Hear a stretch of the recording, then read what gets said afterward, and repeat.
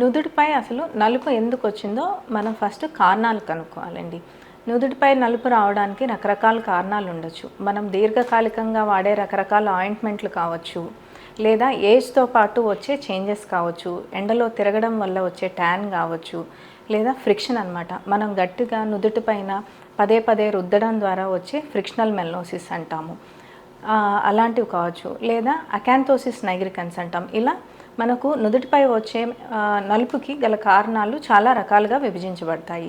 So అసలు first కారణం ఏంటి కనుక్కొని దాన్ని బట్టే మన ట్రీట్మెంట్ అనేది డిసైడ్ చేసుకుంటాము. సో ఈ ట్రీట్మెంట్లో భాగంగా మొదట ఆయింట్మెంట్లు మనం ప్రిఫర్ చేస్తాము. ఆయింట్మెంట్తో పాటు కొన్ని రకాల పిగ్మెంటేషన్కి ట్యాబ్లెట్లు కూడా మనం కలగలిసి వాడతామన్నమాట.